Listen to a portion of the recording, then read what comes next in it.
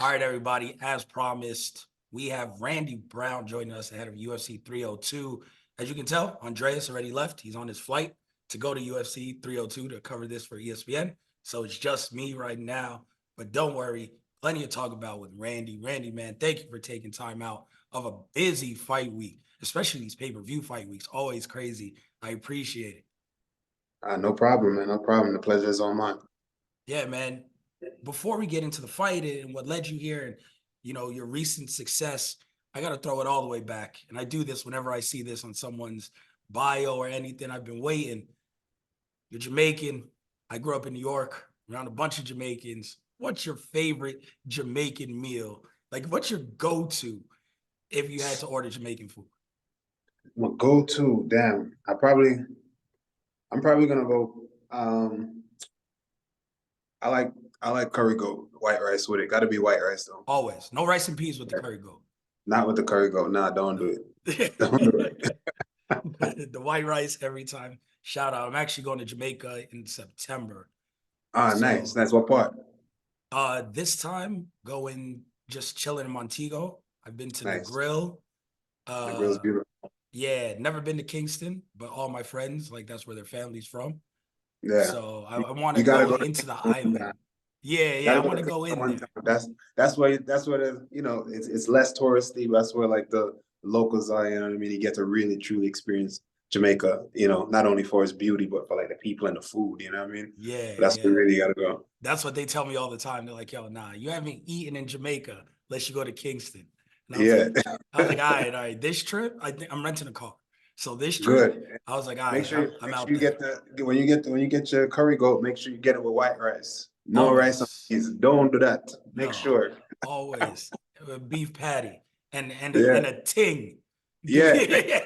That's the meal right there. So I'll tell him like, Oh, nah, God. like I talked to Randy Brown, he hooked me up. This is what I need. So nah, man, you look great. I can tell you're not eating too much. So sorry about starting this talking about So good. food. So good. Nah, you're looking great heading into this fight.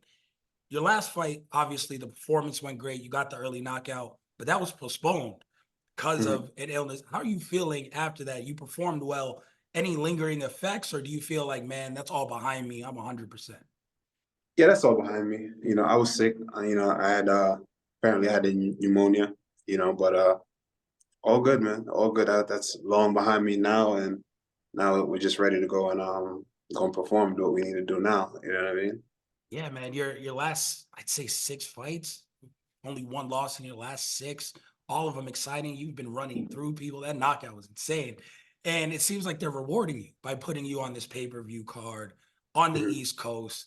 I mean, you got to we just talked about Jamaican food. Like it's Jersey, it's tri-state, Yeah, it's New York. it's right Like, here. yo, there's gonna be a lot of love in that building for you. What does it Mhm. feel like being on the main pay-per-view card somewhere where you know the people are coming out to watch you as well? It's humbling, man. It's humbling, and I'm grateful, and I'm excited because my people are gonna be in the building. My team is gonna be there. I got family. I got so many friends coming. That place is gonna be loud. Look out for the pop covers in the crowd and the flags in the crowd. Like New York is coming out. You know what I mean? Jamaica's coming out. It's gonna be nice. We're gonna have a good time. So I'm excited to go out there and just perform, man, in front of my peoples for once. I haven't fought in the tri-state area since my debut. No, that's a lie. But in a while. You know what I mean? I haven't fought in the Prudential Center since my debut, but yeah, we're gonna make it do what it do. Yeah, like you know, it, I've been covering the sport for a while, so Mhm. it feels like there was not too long ago where people had to fight in Jersey because New York wasn't allowing it. Even like the East Coast, Upper East Tri-State wasn't really messing with MMA unless you went Yeah, down to Jersey, and Jersey has a rich history of it. But now it seems like that entire area is just opened up to the culture, to the sport. What is it like now compared to, like you said, like your debut coming back, just being in the fight week? Is it a different feel where you're like, man, MMA has come such a long way from when I was preparing for that fight, original fight in the Prudential, to where you're preparing now? yeah, 100%. I got to see a little bit of an evolution in the sport a little bit, so that just testament to my longevity and how long I've been around. But yeah, it's cool, man. It's cool that I get to still be around and experience it. and I plan on being around for much more evolutions in the sport. And additionally, it still kind of feels the same, but there are the little things internally that change, and you see the sport grow and much more on a bigger stage now. It's on a much more bigger stage. So, um, all of it is just dope to take it in and be a part of it, man. Grateful. Can you believe it's been 9 years since that Dana White looking for a fighter Wow, performance? Nine wow. years now. Like, does it feel like it went by in a blink and then now you're here on the pay-per-view card? Listen, man, time flies when you're having fun. Time flies when you're having fun, and I wouldn't trade it for anything in the world. So I've been doing this and doing what I love for a minute, and I mean, I've been having success and slow burn, man. Slow and steady wins the race. You know what I mean? Some people come out too fast, and then they fizzle out. Some people come in, and take their time, and then they build and they face adversity and they get better from it. Some people come in, they face that adversity, they face that heat, and they can't take it because it's too much. You know, I've been consistent. I fought multiple times throughout the years, every single year, and you know, my longevity itself is a testament to my skill set. You know what I mean? And we continue to get better and continue to grow. You mentioned that just continuing to get better. If anyone goes down your resume, you put on not only good performances, but great performances. And the only Mhm. losses you suffered are to top tier athletes in your division and throughout the UFC. But it seems like now you're hitting a different gear. Now it Mhm. seems like if you're in the ring with, or you're in the octagon with those guys again, like a lot of people are gonna be picking Randy Brown, like to win these fights. How much, obviously, you're focused on this opponent, but how much going forward are you like, yo, it's time to get this get back and to climb some of these rankings? Because like JDM is someone, where it's like, maybe I want that back. We see Bilal waiting for a title shot, a Mhm. guy you were in the octagon with before at a UFC pay per view, and that went to decision. It's not like it was anything crazy. It's like, you know what? It might be time for me to get some of these fights back because I think I could be at that level and not too far away from a championship level. Yeah, that's something that's always on my mind. You know what I mean? That's always on the forefront of my mind, and it's something that I know, a lot of those I can get back. But this is a game of showing and proving. So I have to just take those with stride, get better from it. And when I say I'm getting better, I know it sounds good, it sounds cool. I just feel like they need to say I'm getting better, but proof is in the pudding, man. I don't just say it, like I truly mean it. When I come in here, I'm different and I'm better and I'm leveling up every single time. And even from those losses, I learn and I get better. And yo, I'm coming. I'm coming for them. And whether they know it or not, I don't care. But there'll be a time where I'll be able to get some of those rematches back. You know what I mean? So we coming. We'll get it back. We're gonna get it back in blood too. Yeah, nah, I gotta love it, man. This is gonna be your eighth pay per view, your eighth Oh UFC wow. pay per view. Yeah, you've been on seven pay per view cards. Not many people can say that. Is there Damn. is it a different vibe, different atmosphere when you're on the pay per view in the big arena with all the fans? Is it give you a different energy heading into the fight? It is, man. It's a different vibe. It does give me a different type of energy as well. And I'm a performer. I'm also a competitor, but I'm mostly an entertainer. You know what I mean? So I like to entertain. My bad. I like to entertain. And that's just that's just who I am. And with a crowd there, that's what it's going to be. It's going to be me entertaining, and they kind of put a battery in my back. You know what I mean? And overall, just fight week is just dope. I just love being out for pay-per-view fight weeks. It's just a cool experience. And it's just I feel like I know I'm doing what I love, but it just makes it that much better. Like the perks that come with it, and it shows how much like you get to see the fans, you get to see the staff, the UFC machine running. You know what I mean? And that just shows you, what you're doing and the time that you're putting in. It's all worth it. You know what I mean? And this is moment here that could really change your life. So yeah, it just reminds me of that. Yeah, a lot of people consider this fight a showcase fight for you, which is different Mhm. because you enter a couple fights as the underdog, or there might be somebody with hype, and then you end up stopping the hype train. This seems like this is one where it's like, yo, the UFC are putting you in here to showcase your skills. And is there added pressure when you're just like the other guy's underdog? When you look at Dos Santos and be like, yo, he's trying to make a name off of me. Is there more pressure when you enter that instead of entering the fight with the chip on your shoulder? Like, oh, y'all forgot? Like, all right, let me show you. I don't even think about it. Honestly, I don't even think about it. I think about them all the same. Everybody's tough. You know what I mean? Those I'd be a fool going there underestimate and think I'm just it's a showcase fight for me to just go style on some dude. He's been around. He's a veteran. He's fought who's who. He just fought to a draw with a huge prospect.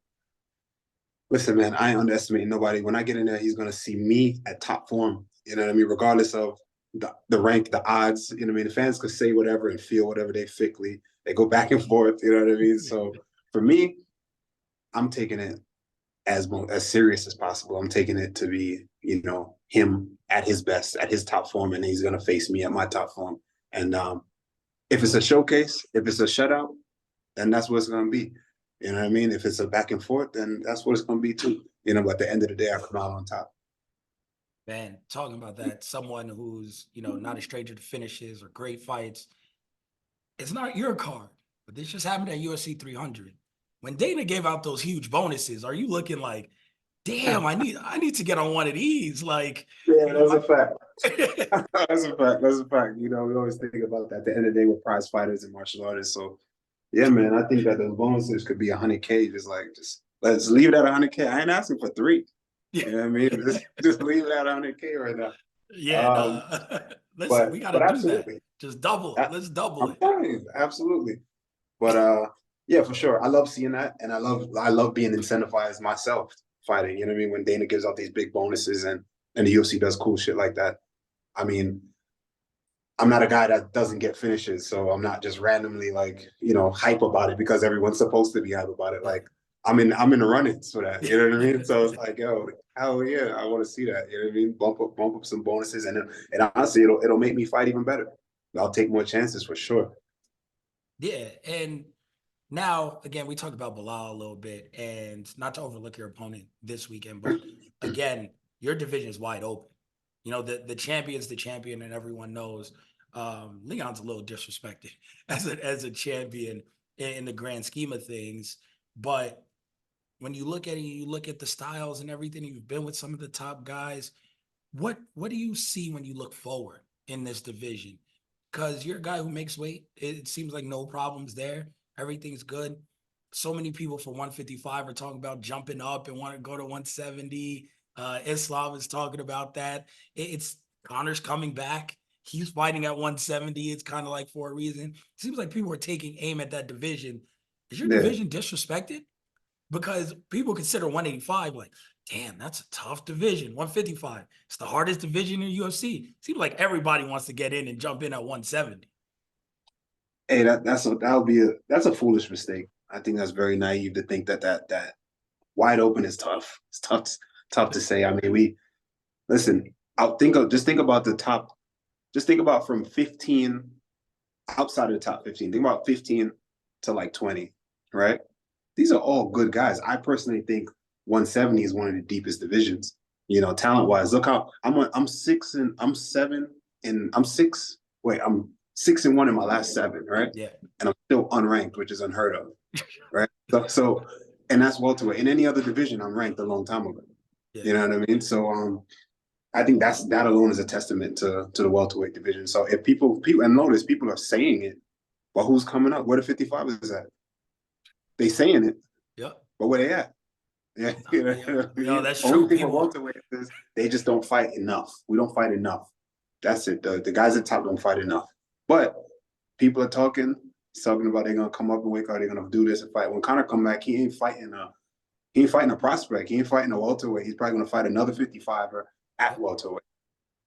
he is. Yeah, he's fighting Michael Chandler. Never had a fight at Mhm. 170. Yeah, so it's not like he's jumping in against a guy at 170. So yeah, Yeah. no, you make a great point there. So you have to control what you can control. How do you see this fight playing out this weekend then? When you sit down and it's just you, no cameras, nobody else, anything, and you're just sitting there thinking, you'd be like, damn, I'm gonna knock his ass out this weekend. Like, how do you see this fight going in your perfect mind? Oh, right there, you answered it. Right, that's all. You answered it. You know what I mean?